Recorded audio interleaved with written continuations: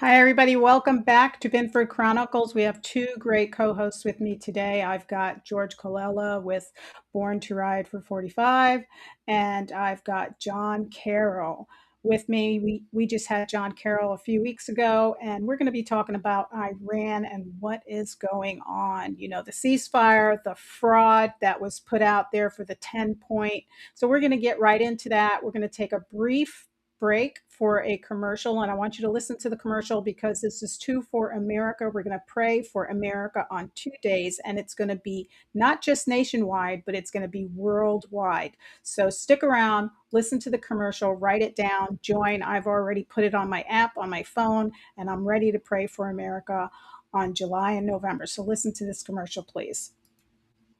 We're going to stop the whole world for 2 minutes, twice. Two different moments, two historical moments.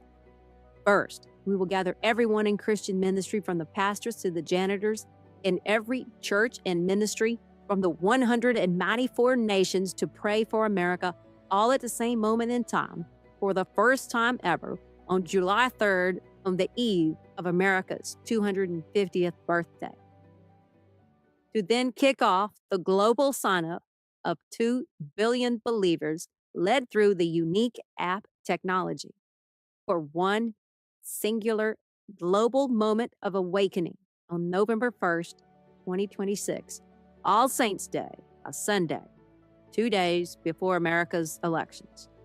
The global Christian ministry leaders and servants leading the world to a seminal moment in American history. The moment the entire world stops to pay America back by praying for America for 2 minutes.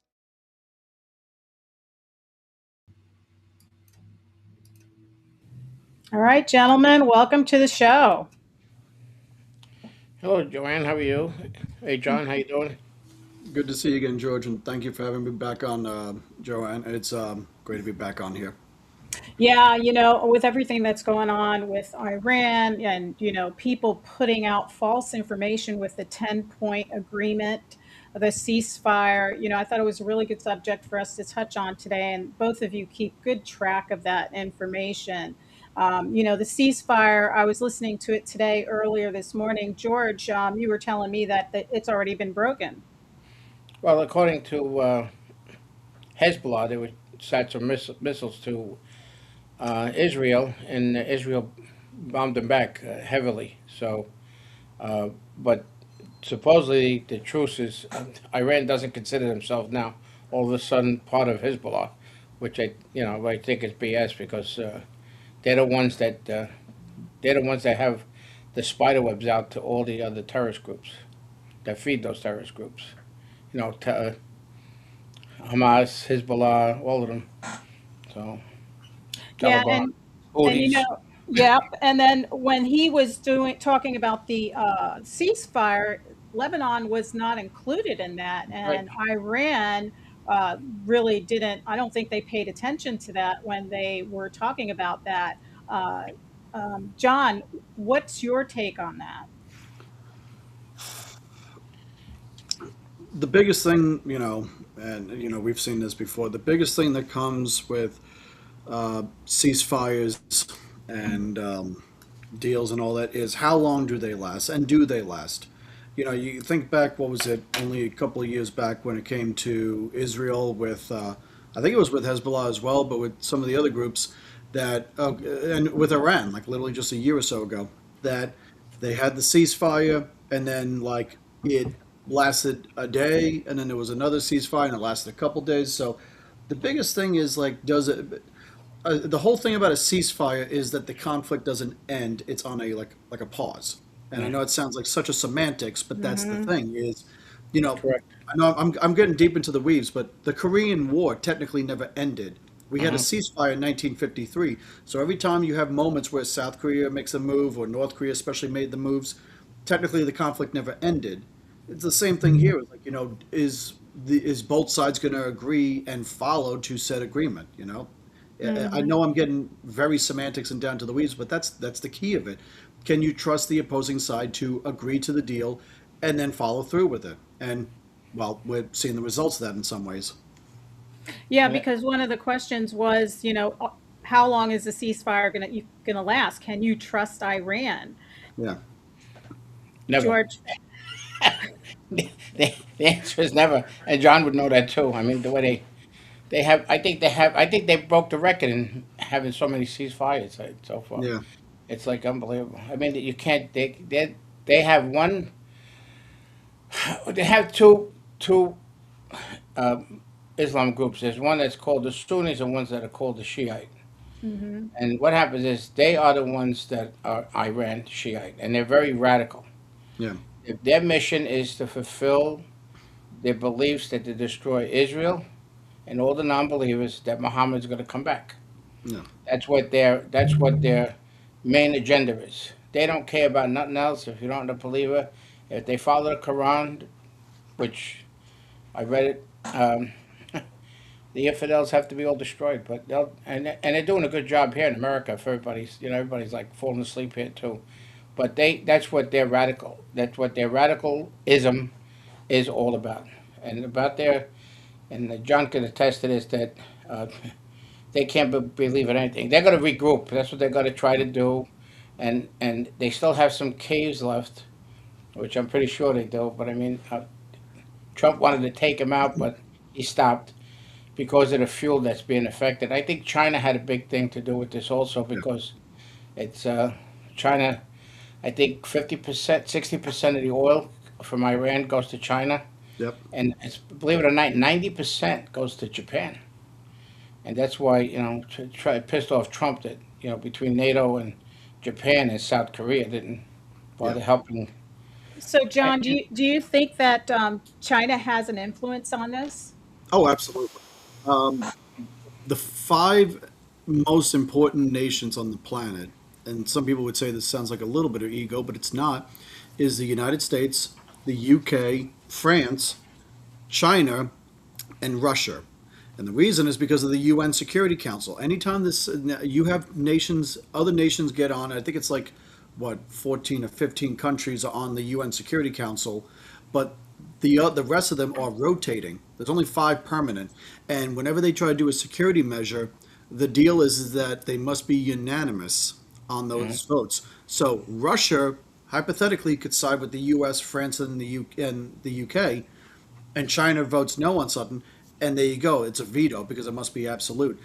As George pointed out, they get so much oil from the Middle East, millions of barrels a day come out through the Strait of Hormuz that they hold a major impact on this. And so China can pull a lot of strings. The same thing with Japan, but Japan we're lucky and mostly on our side. But yes, they were hitting the purse right now as well with the gas prices. So there's no doubt that China's involved in all this in some point. How far are they involved?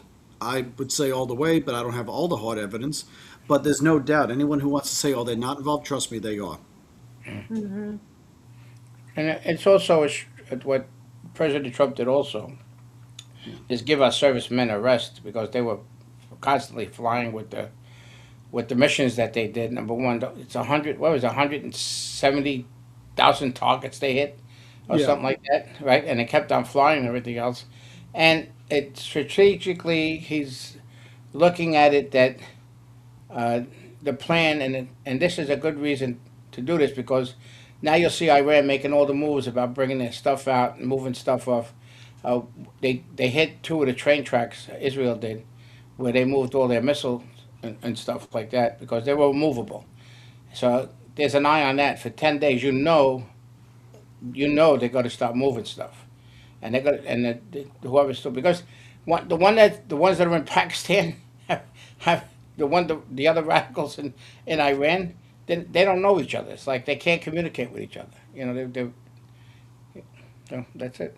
Yeah. It's really bad. Yeah, so this ceasefire it's not going to last 2 weeks. It's what does this mean? I think the casinos odds are going to be very good. I need to take a bet on it. Yeah. Go I'm ahead, like, John. Yeah. I was going to say, like, I mean, going off that question, isn't reasonable to believe the idea that Iran could try to last a full 2 weeks of a ceasefire. And the only reason that I could believe that they could, and I'm not even, keep in mind, I'm not saying this is high odds, but the only reason, this is a reasonable, is what's one of the key things, as George made a point when it comes to a ceasefire: rebuild, rearm, and recharge. I could see them doing a ceasefire for that reason, and they'll have all their intentions. So they'll last, and it'll give them the time to get rest. George made the point that, give our troops a rest. Well, the same thing with Iran is that they need to give their people a rest. They need to give their machines and equipment and missiles a rest. The missile silos and all that, the launchers. They need to do all that. So I could see it for those reasons. Is it likely to last? No. But for that reason, if they lasted the full 2 weeks, it's for that reason itself. Who knows? Maybe we could all be wrong, and after 2 weeks they last the whole time, and they're able to come up with a better deal, and it's much better, and we come out victorious on all this, and Iran bows down a lot more. Again, as George said, the casino odds is not likely to go in that favor. I mean, that's one of those bets at the horse races where it's like 1,000 to 1 odds, and somehow you pull off, you hit the jackpot, and you retire. I think it's really surprising that a lot of people, whoever's setting out the 10-point list for Iran's peace agreement, really would think that Trump would put that out there before they have their negotiations. Because I Right. haven't seen anything from Trump on that list. He's waiting to do those negotiations because those are Oh, yeah. tough negotiations to make with these people. Yeah. You know, Yeah. and we've had so much false information going out there, and I'm wondering, what benefit, what do you think Trump's looking for in those points that he's going to put out? George, He you want wants to that touch on that? Yeah. he wants the uranium. That's it. He wants that. He doesn't care what he wants. He doesn't want him to have a nuclear weapon. And Yeah. I'll tell you one thing: if they don't give it up, I guarantee he'll put the troops on the ground there. And if they don't get the message, what they did like in Venezuela, that was a strategic move also with Venezuela. Well, I'll get into that later, but uh, the um, the thing is that that's what's important, and that's what's going to happen. Yeah, so if he, I know that he wants to have that dominance with the oil, and because if we can control that oil, there will be more peace in the world, I Hmm. believe. Hmm. Because Yeah. right now it's in the wrong hands, it's going to the wrong people, it's making the wrong people powerful, and it leads back to also NATO. We're finding out why are we in NATO? Let's get the hell Yeah. out of NATO. Yeah. Uh, So I don't know. What do you think, John? Is NATO a waste of our time? I mean, we are the superpower of the world. We don't need, NATO obviously because nobody's helping us. Um, So, having served in Germany when I was in the army, I can say this: the concept of NATO still makes sense. Keep in mind, I'm talking about the concept. The Hmm. concept makes sense about alliances and all that. We think about what's happened. The concept was because of worried about, okay, we brought France and Germany and the U.S. and UK together. That's going to lead to them not having another war, a World War III, and also dealing with the Soviets. And having the concept still makes sense, whether it's worried about Russian aggression or now Chinese aggression, and the same thing in the Middle East with Iran. But the point was made about so many times. What is it? We provide what, 60, 70%, 80% of the funding for NATO, and then mhm. similar with when it comes to the United Nations. And so we literally fund. If we were to pull out of the funding for the UN, or we pull out funding Hmm. for NATO, they're going to have to pick up the slack, and it's going to cost them so much. And the only reason why I'll say that it still makes sense, at least the concept, is because, we talk politics. Let's look at endorsements. An endorsement it helps strengthen a candidate when they're in a race, especially if they're one of the big ones. If you have something like NATO, and the U.S. is part of NATO, well, now you got the nations on the border like Poland, Latvia, Lithuania, Estonia, who are having to worry about Mhm. Russian aggression, saying the U.S. will back them in this case if Russia tried something. The U.S. is endorsing the defense of those countries. That concept still makes sense. I'm talking about the Right. concept if anybody has a Hmm. problem with what I'm saying. And the same thing goes back to where when we're dealing with the stuff with Iran, that's why Trump was pushing for NATO to try to get involved. We were wanting the UK and the French to back us up, for example, and the Italians, which was them endorsing us in the fight. Now we ended up not getting that, but ironically, we were getting the support of the Middle Eastern nations, and it's because partially because of Iran, because they started attacking all of them. So we didn't have NATO backing us, but we did have Saudi Arabia, Bahrain, Qatar, I think Jordan. We had all those, which is similar going back to '91 when we dealt with Iraq. You know, we had that coalition of nations when it came to that after the whole thing with Kuwait. So we had other nations backing us, and they were in the region. We're much stronger if we had the French and the British backing us as well because they are mighty nations, not as good as us.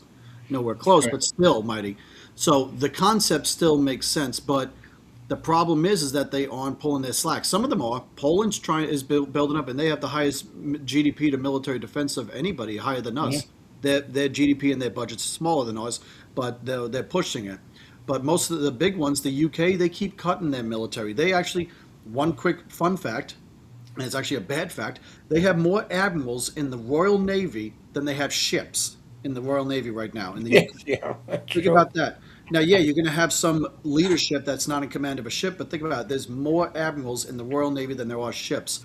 That's how bad it's gotten there. The French have a decent military. They're actually the biggest one in Europe, not counting Russia, but they don't want to put in any effort. So it's like, again, I will always say the concept of NATO makes sense, but the practice has not been there. We've Well, helped other nations, but they won't help us. but John, like the concept of NATO started way back, and Right, it was small. And now you've got so many countries in NATO, they're not pulling their weight. right. It's almost like a club now. And now we get to see how the club performs. Right. Yes, and that's what I'm saying is that it shows the performance. You know, we are the ones who've been picking up the weight. You go back decades past, you Hmm. know, some of the nations were helping us. After 9/11, the UK, the French, the Germans, they were. The French didn't want to be involved with us in Iraq, but they were all with us in Afghanistan. The Germans held a command of a region in Afghanistan. The British, I fell under British command when I was in Iraq, in southern Iraq. It was under the British Army. They controlled that. But now we're talking, oh my God, Hmm. 17 years ago is when I left Iraq. So we're talking, God, I'm getting old. We're talking 17 years ago, how it was. And even 10 years ago, it was Hmm. good in some ways, but not anymore.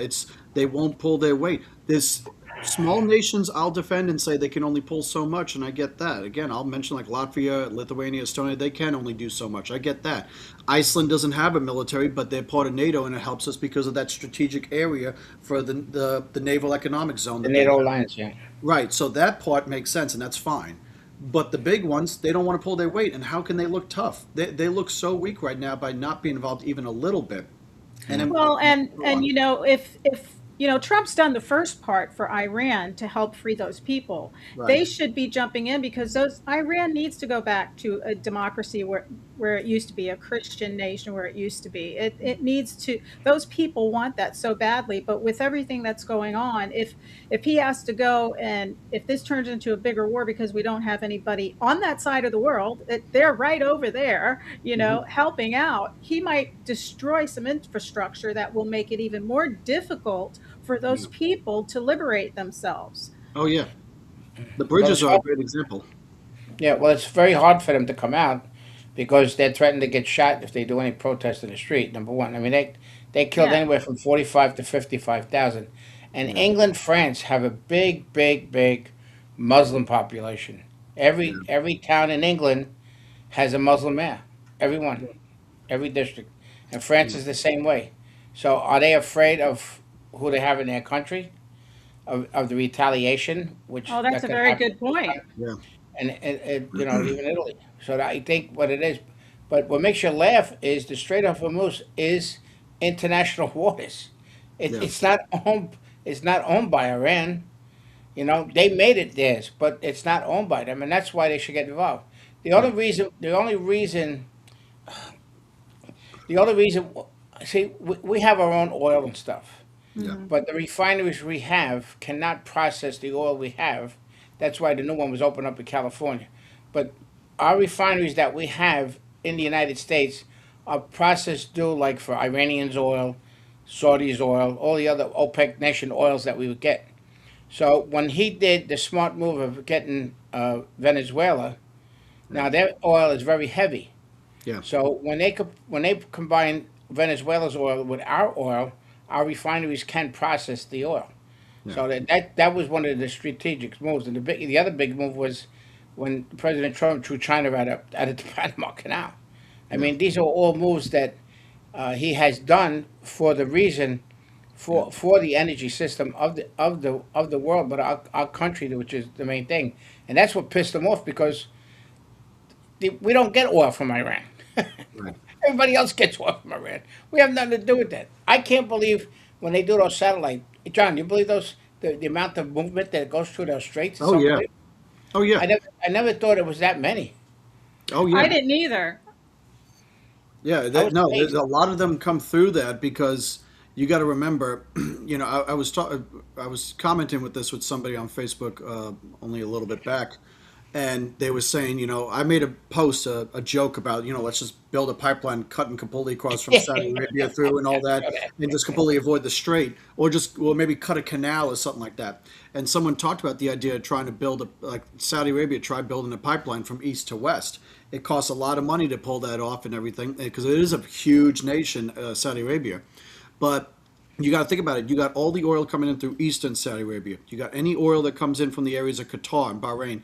And those are two, if you look on the map, those are very small countries. I'm not knocking, but they're basically the Rhode Islands of the Middle East. They're so small. But yet they have a lot of oil reserves within their land and their water borders, their naval borders and all that. And so the same thing goes with Iraq and Kuwait and Iran and Oman. That they all that's a lot of oil coming out from so many countries, and some of them are very small. But that's how the concept. It's the same reason why you think back to the Suez Canal. That handles stuff from Western Saudi Arabia, handles from Egypt, it can handle from Lebanon through the Mediterranean and so on. So it is a lot of oil because a lot of nations are at play, and it's not a surprise how many ships come out of it. It is something when you see how many there are because you wouldn't think because it stops. The Suez Canal starts at the northern part of Egypt, goes all the way down to the Horn of Africa. So you're thinking, okay, it's going from one body of water, the Mediterranean, all the way down to the Indian Ocean. But the Strait of Hormuz, it's because of how many nations are in play, and it's just a lot easier. Iraq has no other way to get the oil. They're not going to send it westward Right. through Egypt and everything. It's a lot easier for them to just send it down to Basra, which they already control because it's southern Iraq. Yeah. Well, that's their feeding. That's all their ports are on that side of that Strait of. I mean Exactly. that little Strait of Hormuz is the section that's over there, but the the the body of water that's there is the whole thing. Even the strait, like I said before, is international water, and I don't understand what I. It pissed me off when all these other countries that we're fighting it, and you heard the expression from President Trump about Japan. Japan takes 90% of the oil there. It didn't help Yeah. them, and South Korea, seventy Yeah. percent of the oil comes from there, and it's just like, what are we playing here, Stevie Wonder? I mean, what is the problem? I'll And give John, it. you made a good point though. It's probably because they have so many of the Muslims living, the Islamic, people living there because that's the Iranian, they've got Yeah. a group of people that they're going to make very unhappy if they're fighting. Well, George made that point, but he's absolutely right. Yeah, it is something. I think they say that the most popular name now in the UK happens to be like Yeah, Muhammad, yeah, for example. yeah, yeah. So he's exactly right on that. It's getting that way here. And the thing is like you look at it.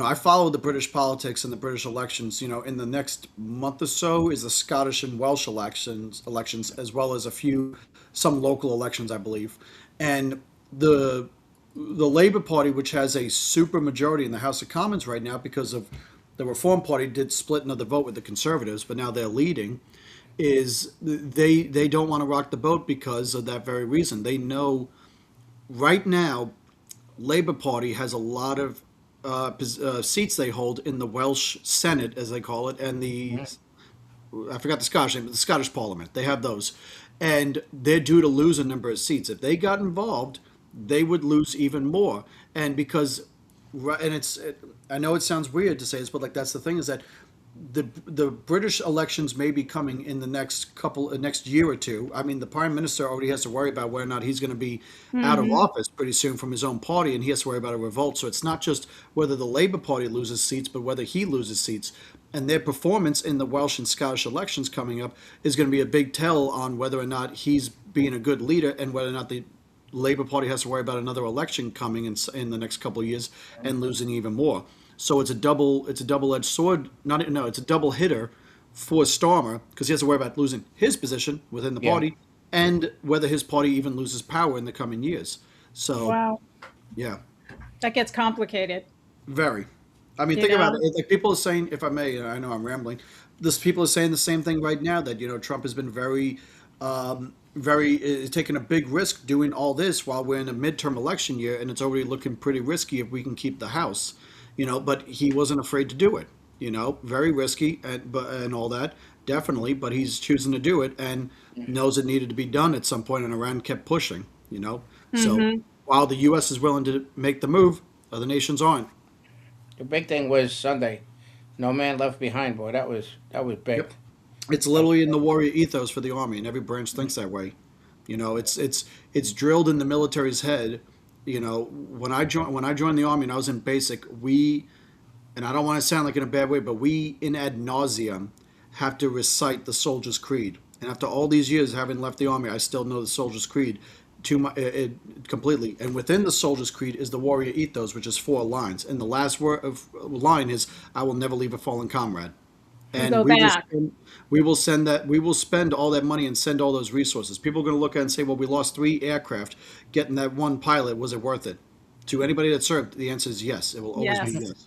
Yes, that's That's right. that's why other nations can't beat our military, because you have countries like, you think about the Soviets during World War II. They just kept sending waves after waves of their troops and saying Stalingrad and all that, and they didn't care about it. The U.S. You think about the lost battalion of a battalion of Asian soldiers, Japanese American soldiers fighting in Europe. They lost like almost 200 troops going to save a battalion of Texas soldiers uh, out there in the forests over there in Western Europe, and it was worth it. We didn't want to lose all our guys, but we had to save Americans. That's how we think. That's how we do it. Wow, that's serious stuff right there. You know. So what is this going to do to our oil prices, gentlemen? It's already going down for me. Is it the same for you where you are, George? Yep. Yep. It has been going down. Yep. Yeah, I The thing heard the is, this. barrels went down today. Over $20. Yeah. But that's the thing. You see the fluctuation in the market. That's why everybody says, well, we have our own oil, and we should. It should be. If we did our own oil and everything else, we'd be paying $1.50 a gallon. But Yeah. people don't realize, the other thing that people don't realize is, remember many years ago they had the breakdown on top of the pump who was getting the money before you got the gas, right? It came out to be at, say, 99 cents a gallon, and then he had the federal tax, state tax, city and county tax. So now they don't put that on no more. Yeah. We're talking about just that is $2.50, all those Yeah. taxes. So you know, what town? Oh, Indiana took off their state tax on the fuel, Oh so they wow. Oh, dropped it down 50 cents a gallon. that helps. That Hmm? helps a lot, you Yeah. know? So listen, if after all this, how much expense should be on us to rebuild Iran? Did you hear what he said? Yeah. Did you hear Um, what he said? One of the 10 pointers. yeah. Mm. It's it's funny. I think back to, because you know me, I'm a history buff. Someone say, "Oh, is it our responsibility to help?" If we saw a complete regime change and a rebuild of the government, and Iran going back to a democracy or at least a constitutional monarchy under the Shah and everything again, Hmm.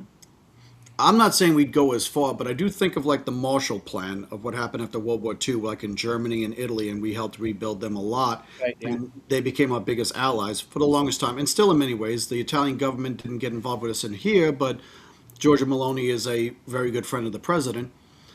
So there is that concept. But the thing is that does the ideology work? A lot of Iranians want to see whether it's the return of the Shah or at least a return to the idea of democracy and all that kind of stuff.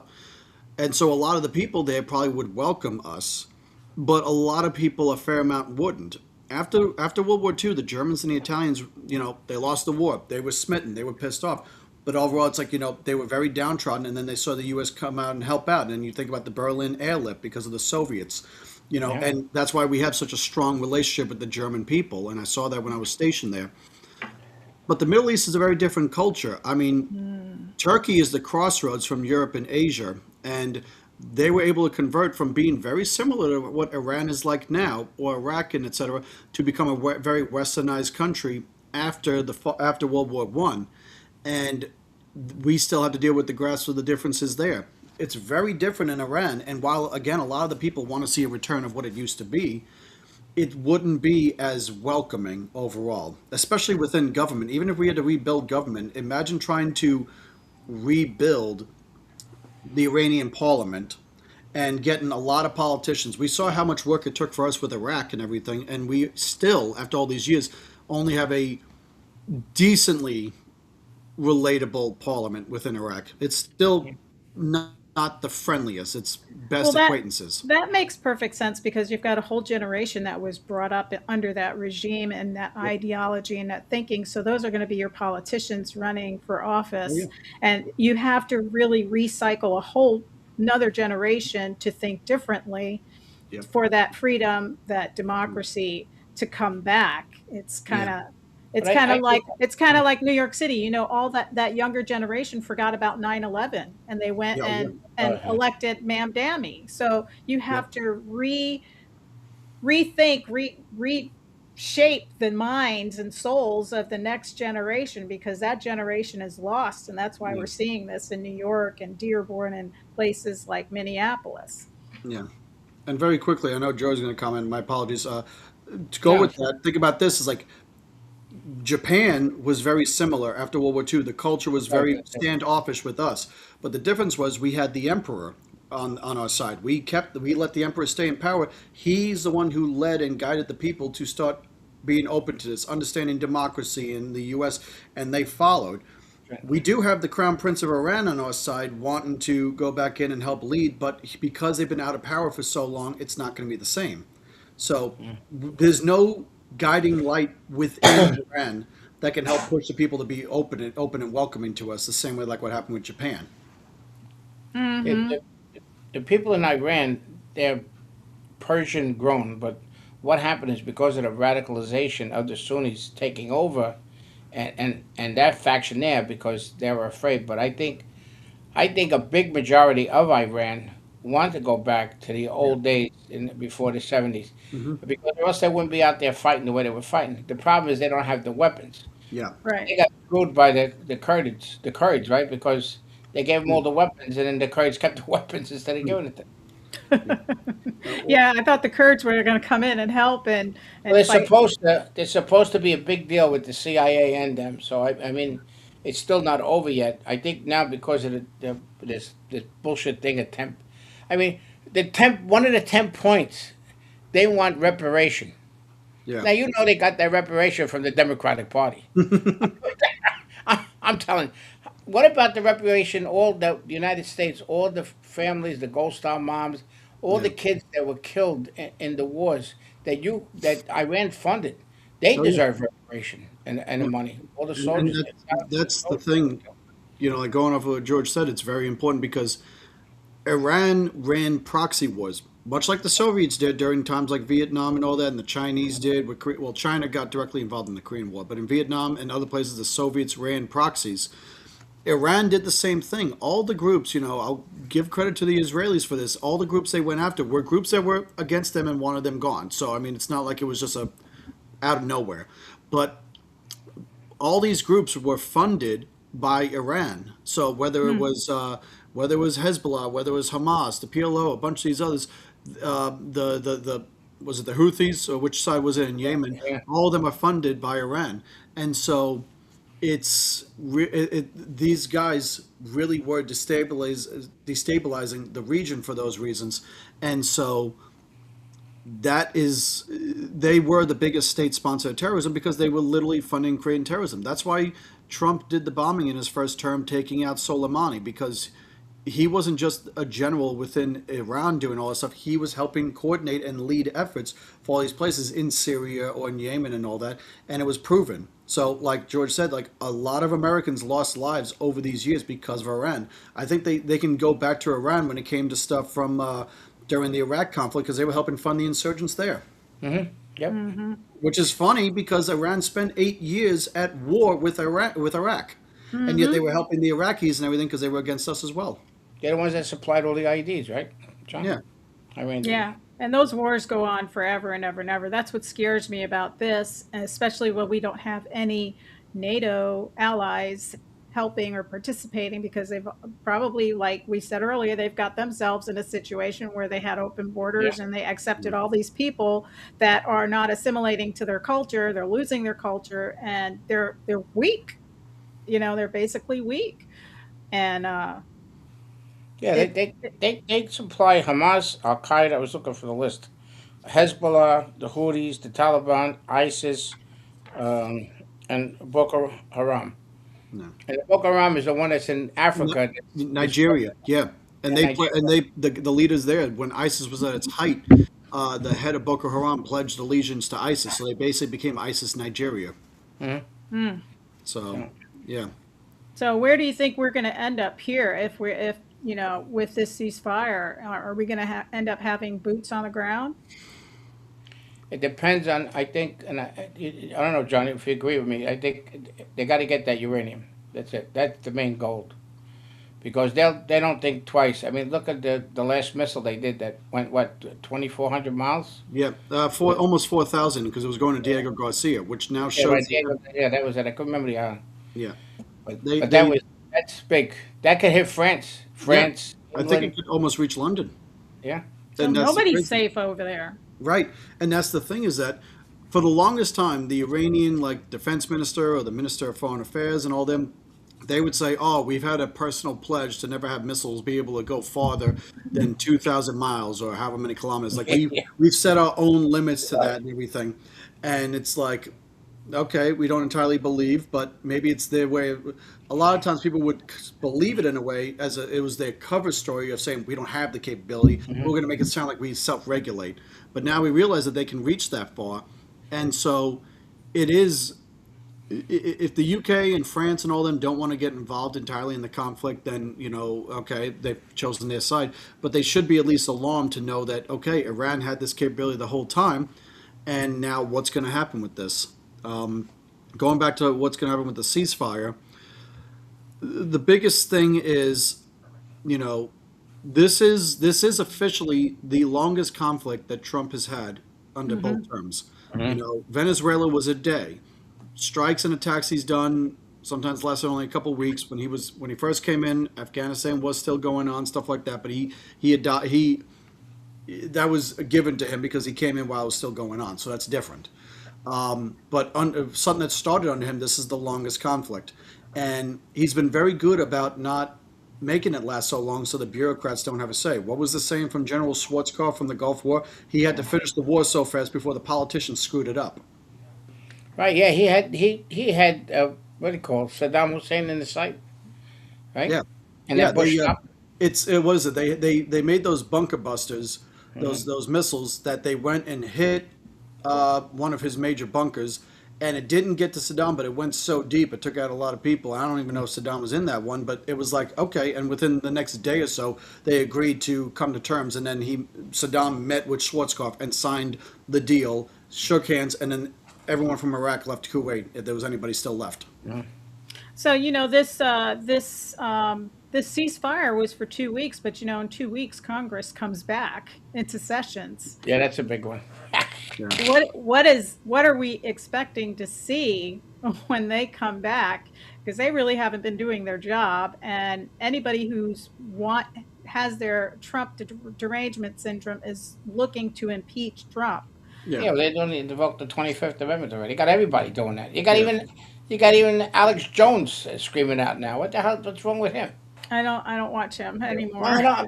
I'm just saying is that you get it on Facebook that this is what they're screaming at. These people just scream out anything. The Democrats have nothing else to do, and if they get in control, they'll impeach Trump every day of the week or 7 days a week.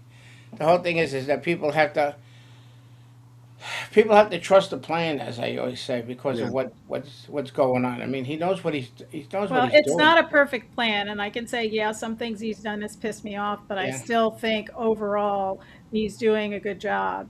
Yeah. And John, you stay up on this. Midterm elections, Mike Johnson, is he still going to be Speaker of the House? Or, I heard some people talking about Jordan moving in.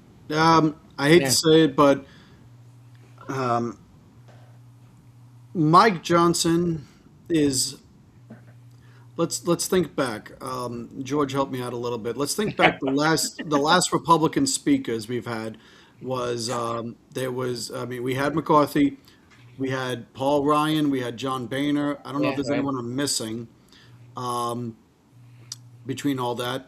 Um, Mike Johnson is probably, even to the public, even to the Republicans, the general Republicans, is the most palatable speaker we've had in a long time. I'm not saying he's great. I'm saying he's the most palatable. It's the one of those I can stomach this, especially when you think back to the others. Okay, and Uh, I'm being very careful how I word it when you yeah. compare it to the track record we've had.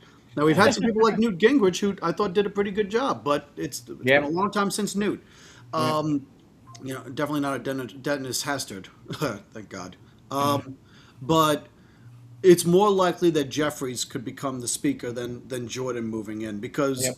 Johnson has tried to be, he's done enough to make it look like the House is being effective while the Senate isn't. Because think about it, they passed the SAVE Act, and I just watched twice. I was at meetings today, local Republican club meetings where we had Gus Bilirakis speak, and he pointed out that they passed the SAVE Act like three different versions now, and the Senate won't. So Mike Johnson has done enough to show the idea that he's worked with Congress and the House to do their part, and working with the president, that Trump's going to want to keep him in, and then the people within Congress who may not even like Trump like Johnson enough. But these midterm elections is going to be very tough, and Yep. I don't know Yep. what's going to be. Especially if we don't get enough seats. Especially, Florida's the last state that's going to be looking at redistricting. Virginia's about to have their vote by the people if they're willing to accept the new map, and it sounds like they might not have enough votes to pass, which would make it down to only one Republican district.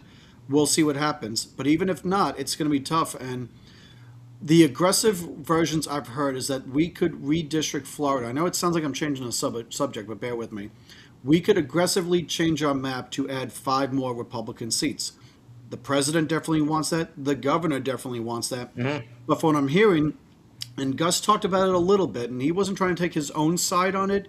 But he's saying that from what he's hearing, and everything, it sounds like the legislature might be moderate and might only go +2 or 3, and which is going to piss off the governor and the president if so, because a number of the members of Congress are wary that if they make more Republican districts, they have to dilute from their districts, and so they got to worry about their own district being competitive, or even if they win, they have to work hard for it. And there's some members of Congress.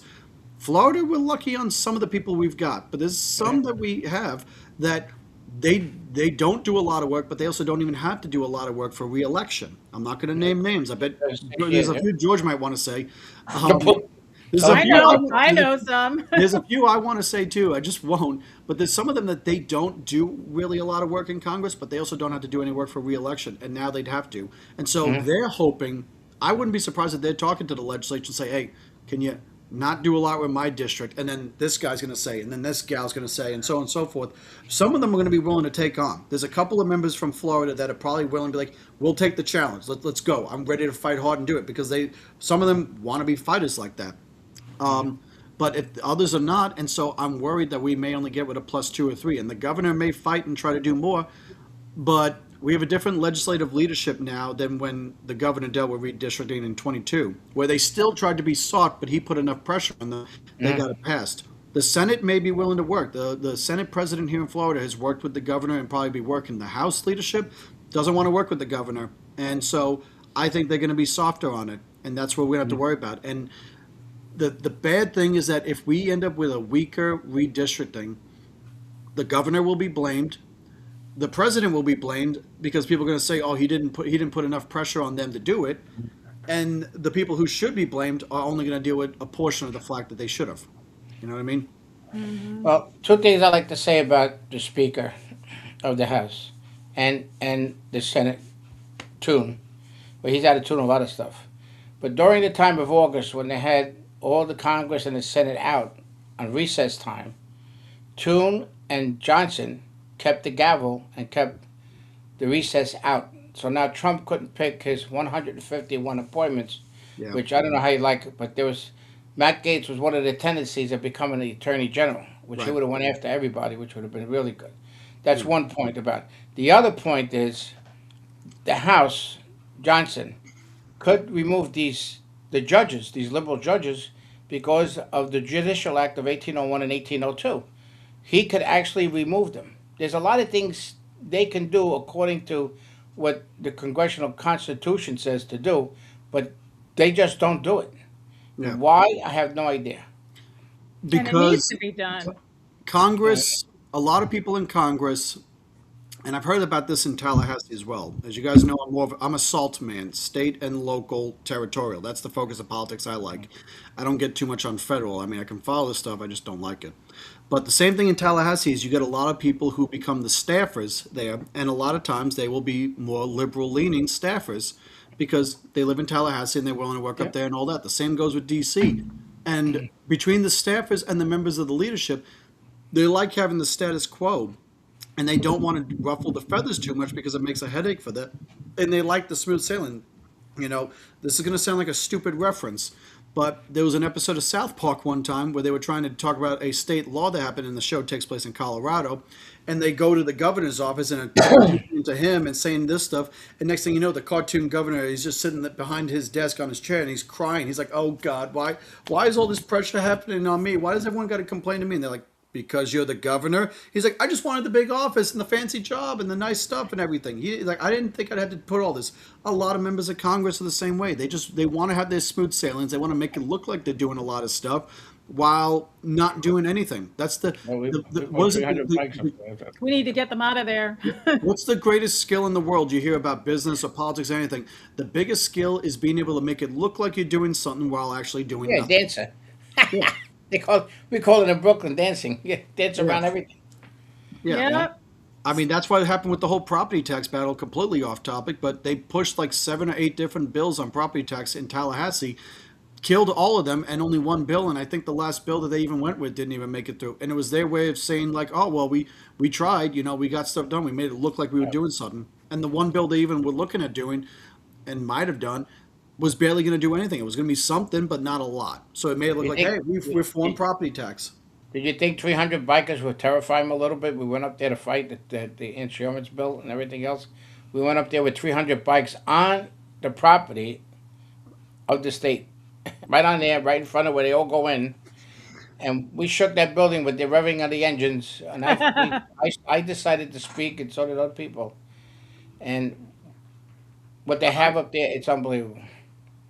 It is, I think it would be good. I'd say if you have a big effort, Tallahassee is very different than DC. I've said this a few times. I think I said this on the last time I was with you, Joanne.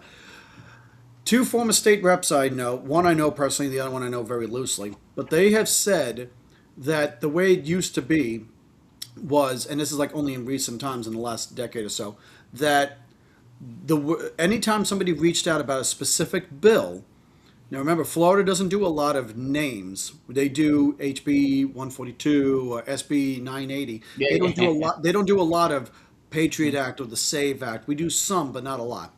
If you reach out about a specific bill, phone call, email, even a letter, or come into the office, they treat it as there's 100 people back in the district who feel the same way.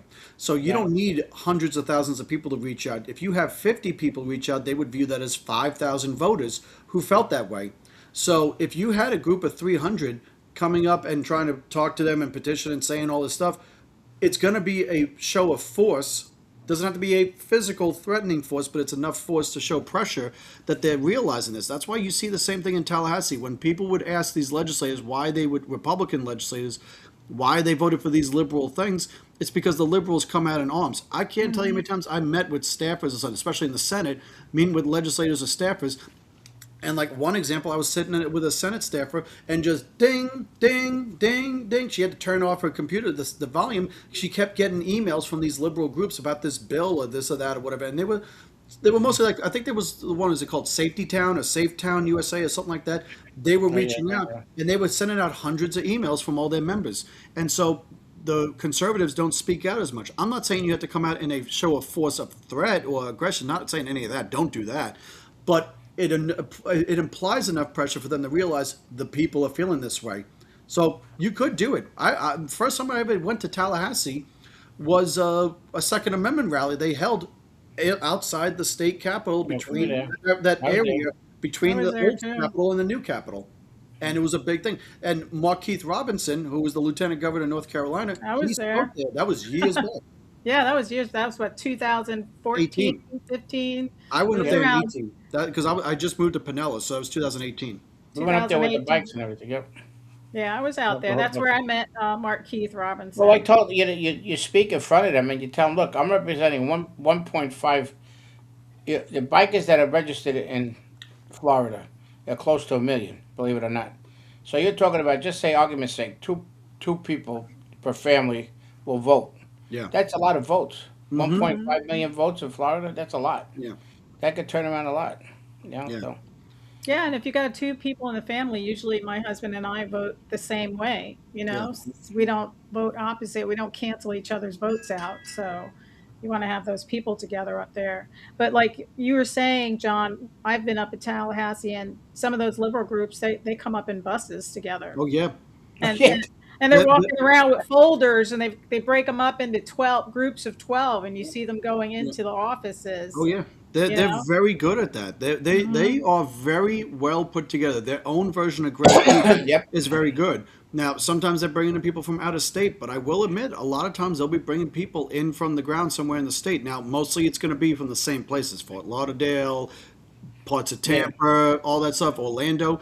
But Orlando. it is Yeah, a large amount. So yeah, the state representative from Jackson County might not care as much because the group's mostly coming in from Orlando, but all the state reps from the greater Orlando area are going to feel it. And if you got somebody from the Tampa Bay area, they hmm know this group may be from Orlando, but they have Tampa groups. It's very similar. They'll feel the same way, hmm and they do a lot. Now it's the tides change. We now have a Republican supermajority in both the House and Senate. Granted, things are not going the way we want, but because it's so strong, it is enough to say that they don't feel the effect from those groups as much, especially because some liberal groups have given up. They've given up the idea of fighting because they know they're in such a minority. This midterm elections, I was just talking about earlier with a friend. This is a defensive year for us. I mean, we lost those two special elections that we just right had. in Hillsborough and West Palm Beach. Yeah, Not just West Palm Beach; it was the Mar-a-Lago district. yeah, that's it. That's what I'm talking Yeah. about. Wait, Oh no, no, no! I know that. I'm just saying it yeah, wasn't just in West Palm. I Like endorsed literally, what's his name, John Maples. Yeah, yeah. But like I'm just like saying like now it's Trump literally has a Democrat state rep when you think about it.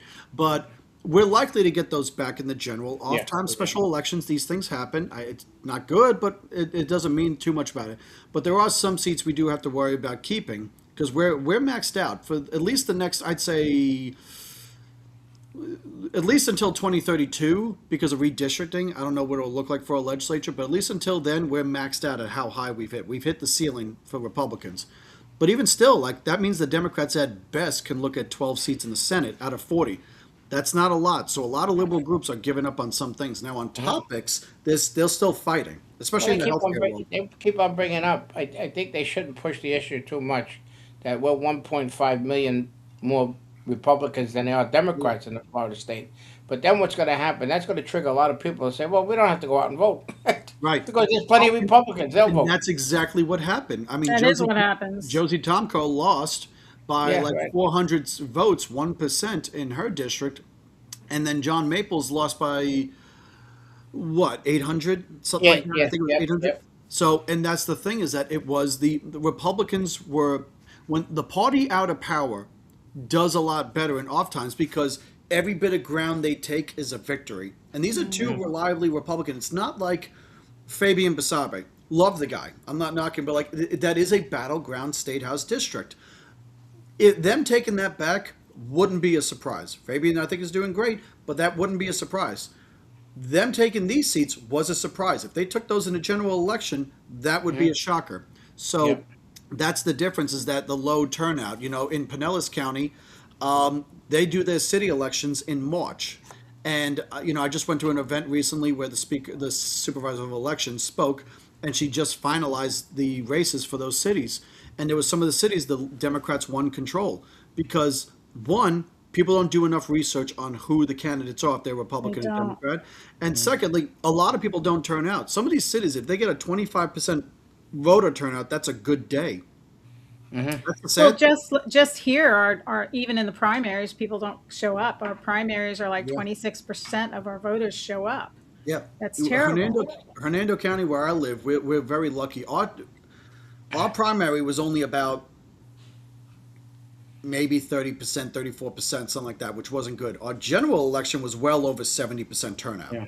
So we're doing very good on getting the vote out in the general election. So Hernando's one of the good ones in that case. But you're right, the primaries, that's not the case. And someone's going to say, well, that's just choosing your candidate who you want in the primary for the party. Maybe, maybe I don't care as much. Okay, but guess what? Some cities have their elections during the primary. The school board, that is their election. And if Right. somebody, and if one candidate doesn't get 50% plus one, then November becomes a runoff. We could isolate some elections if we have more turnout just for those alone. Yep, that's right. People don't understand that. And that's why I've been trying to get that out. I do a little post every once in a while in the morning on my way to work to remind people the primaries are coming up and these are the dates. Get out there. Yep. We've got 4 Republicans running for a district seat here in Indian River County. So Yeah. it's like they need to get out in the primaries and push that Oh yeah. person forward because those numbers could be so close. Yeah. Especially in some counties, we got some heated races here in Hernando, but one I'll give, and I know George knows a bit to a point, is Manatee County. One of the county commission races there has like what 7, 8 candidates for that Yeah. one seat. I Wow. mean, literally, you could be the Republican nominee with 17% of the vote. And are they all good, strong Republicans, conservatives? I don't know all of them. There's a couple of them from what I've heard sound good, and there's others that people just like, no. That's what I don't know about all of them. I've heard about like maybe 2 or so that I've heard about are good, and there's like 2 or so that I've heard that are not, and the rest I don't have a clue, so I can't say. And I think times are changing where you really need to start vetting the candidates because I think what's happening, this is my suspicion, that people that are Democrat are running for Republican Yep. seats. And that's how you're going to mess up the whole Republican Party. Yeah. And we've already got that. We see that on the federal level where we've got all these Republicans that are voting like Democrats all the time. So Well, it's starting to happen locally in these local seats now. oh yeah, and I mean I'll give a great example. And apologies, George. I know I'm talking a lot. I'm sorry. That's fine. Well, I'd I'm rather be listening. humble. This. I'm not Canadian, but I joke around and say this is the Canadian side of me. I say sorry a lot just to show I'm humble. But no, I did a video recently on the North Dakota Republican Party because of that very reason. So if you saw in North Dakota, and I'll try to be very quick, they had their state convention and they voted to sort of censor. They voted to strip the party brand. This is what I've been told in reading the articles of all the statewide elected officials. The governor, the lieutenant governor, the attorney general, the tax commissioner, the insurance commissioner, all elected. Their senators, their congressmen who's elected at large, their public service commissioners, all of it. Now, it's not really legally binding, even the governor said. The reason why they did it is because none of them showed up to the state convention. And Oh, I heard that. they didn't even put in the effort, and they felt that was part of the reason for the drawdown. See, in Florida, the Republican Party of Florida is made up of only the county chair and the county state committee man and state committee woman. 3. That's it. And then there's members of Congress. The governor gets to pick 10 people. The Senate president and the Speaker of the House get to pick 5 apiece. That's it. So it's roughly 200 people that are voting. In North Dakota and most other states, you register to try to be a delegate, and each county is allowed X amount, however they do it, and go from there. Apparently, they only had 700 people as delegates to North Dakota's convention, which is big compared to us. But it's like half the amount from 2 years ago, and they felt the state electeds weren't even putting in the effort to care. But the reason why the party brand goes so much is as well because they endorse at the convention, they endorse candidates in their primaries. Why? Because guess what? North Dakota is one of 20 states that do not register voters by party registration. Wow. You just registered to vote and you don't and you're not listed as a Republican or a Democrat or whatever, you join your county party. Well, now people know that you are a Republican or a Democrat. But the reason why I say that is because in North Dakota, you go through the process to file for office. I think they call it a century code, and then you got to do the filing fee and all that. Once you're done, you could be listed as the Republican candidate, but you could have been a Democrat or a liberal your whole life. There's Mm. no paper trail to show you were who you are.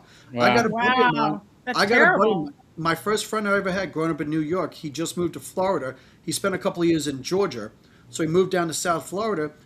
He's looking to get involved in the Republican Party in his county, and they said he can't yet because he has to prove he's been a Republican for at least a year. And that could transfer if he showed he was a Republican in another state. Georgia, just like North Dakota, doesn't register by party. So he's been voting Republican for years, but he can't prove he's a Republican. Same thing in North Dakota. There's no paper trail. You just declare you're a Republican running for office. No one knows unless you have people that come out and say, "Oh, I've known they've been pushing men and women's bathrooms and men and women's sports, and they supported Obama and they wanted to bust down the border wall, all this and that." You'll have to have people say it and prove it. But without that, there's no paper trail saying you're not a liberal or whatever. Yeah. You know, I tell and you what, I don't even know what the Republican Party stands for anymore because I think the GOP has been ruining the Republican Party. Well, you got that one from Georgia, the one from Georgia, the mayor was caught with a whole bunch of money and everything else. She's running on the Republican ticket in oh Georgia. yeah, no, oh my God, the most corrupt mayor. She was from Illinois, just outside Chicago. Yeah. They removed her, and she attacked everybody for that. And yeah, she moved to DeKalb or Fulton County. It's one of the two counties that Fulton encompasses County. Atlanta. Fulton County. Yeah. And there's okay, yeah, Fulton. So because Atlanta's weird, it splits between two counties, and she's running for the Fulton County Commission. There's already four Democrats, so she got herself registered as the sole Republican candidate, and now she's going to the general election, and then she can just push hard and show herself to be a liberal and all that, and show her record as having been the liberal mayor back up in Illinois, and they may vote for her. Who knows? I can't Yeah. believe they even allowed that to happen. I mean, as a Republican, you say, I don't care. Somebody has to run Right. for that position that is a Republican because we Well, they cannot made that allow. Muslim woman too. The Muslim that came down, it's what is it, North Carolina? Is it Yeah, in North yeah, Carolina? and she tells Because everybody she that she only chased a ran. Republican. Yeah, and she literally tells everybody she's only running as a Republican because the district, however it was for the district, but she's going to be acting Hey, they as a got no Democrat. Republican. So yeah, That's just tearing up the Ohio party. has cross-party lines. That they're not. yeah. Well, how about did you see the president's wave of endorsements to Indiana? Because after the whole thing where they wouldn't do the redistricting, now he's Yeah, making all no, these no, I know endorsements in all the about Indiana that. Yeah. Senate. So yeah, They but shut up a guy's house for the commissioner about approving the AI plants that were going to be around there. wow, I didn't know Oh about People are my that. God. against that.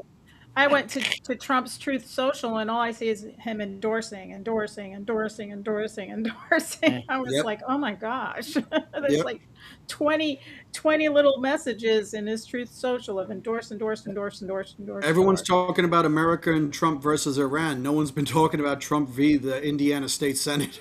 Yeah, that's true. So listen, guys, we've come up to our hour. I want to thank you for joining me on Binford Chronicles. Really enjoyed this conversation Appreciate and the invite. exchange of Appreciate it. Good to information. see you, John. Yeah, I Good hope, to see and you, you, George, as always. yep. So guys, have a good weekend and Mm. let's talk again and see Bomb, where. bomb, bomb, bomb, bomb, Iran. You know what's funny? Just very quickly, you mentioned that song when you're thinking the whole thing with Iran. Every time somebody says like Iran and everything, just because they accent like Joanne did, all I'm thinking is like, wait a minute, that was a hit song by Flock of Seagulls, wasn't it? Iran.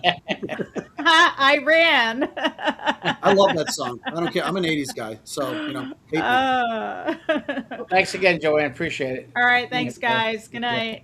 we'll keep the fight going. Yeah.